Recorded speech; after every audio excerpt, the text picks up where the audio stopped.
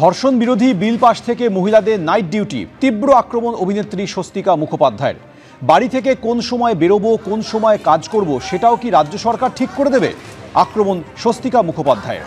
পিতামাতা হওয়া এখনো কি স্বপ্ন? অ্যাপোলো ফার্টিলিটির সাথে আপনার পিতামাতা হওয়ার স্বপ্ন পূরণ করুন। বিনামূল্যে পরামর্শের জন্য কল করুন 9953 922 843।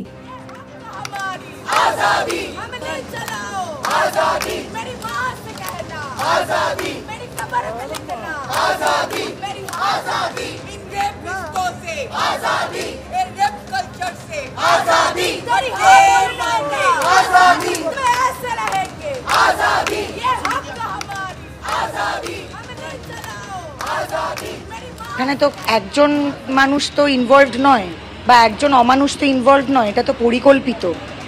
এই পরিকল্পিত নির্মমতার পেছনে তো একাধিক মানুষ জড়িত, যারা রেপ আর মার্ডার করেছে তারা, যারা এটা প্ল্যান করেছে তারা, যারা এটার সমস্ত কিছু প্রমাণ লোপাট করেছে তারা। এই প্রত্যেকের বিরুদ্ধেই তো তাহলে মানে যে ক্যাপিটাল পানিশমেন্টের কথা বলা হচ্ছে, তারা তো এদের এই প্রত্যেকের বিরুদ্ধেই সেই ক্যাপিটাল পানিশমেন্ট আনা উচিত। যারা বাবা মাকে ফোন করে মিথ্যে কথা বললো যেটা সুইসাইড, যারা পিডাব্লিউডিকে ডেকে যারা সেমিনার রুম ভাঙালো, পেছনের ডকুমেন্ট রুম ভাঙানো হলো, যেখানে বাথরুম ভাঙানো হলো, তাহলে তো এটা তো একটা বিশাল বড় গ্রুপ অফ পিপল যারা এটা করেছে। তাহলে শুধু যে বা যারা রেপ করলো তাহলে এটা তো তাদের বিরুদ্ধে শুধু পানিশমেন্ট দিলে তো হবে না। সেটাই তো আমাদের দাবি যে সমস্ত অপরাধীদের বিরুদ্ধেই আমরা শাস্তি চাইছি, একজনের বিরুদ্ধে তো নয়।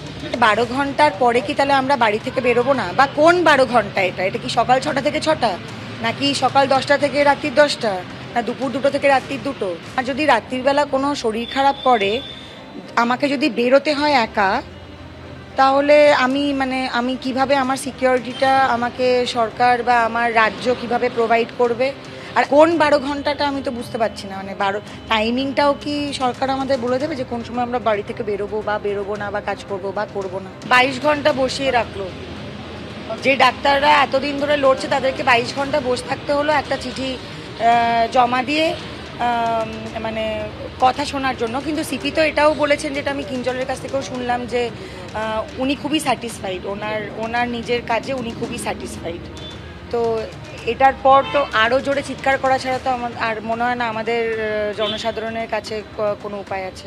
কাঞ্চনের সম্বন্ধে আমি একটা কথাই বলবো, যে ওর যে অপোলজি ভিডিওটা, যেটা ও শুরু করেছেই বলতে যে আমি একটা কথা বলেছি, আমার অনেক সমালোচনা হয়েছে, আমি অনেক ট্রোলড হয়েছি, তার জন্য আমি ক্ষমা চাইছি।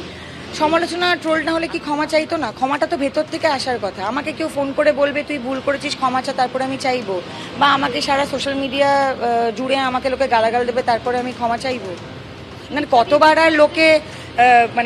আর লোকে একটা কথা ইরেসপন্সিবলি বলে দিচ্ছে, এবং সেই কথাগুলো খুব লাইট ক্যাজুয়াল কথা না, এগুলো নির্মম কথা, যেগুলো মানুষের পক্ষে এই সময় দাঁড়িয়ে বলা যায় না। তারপরে আবার ড্যামেজ কন্ট্রোলের জন্য আরও ভুল কথা বলছে।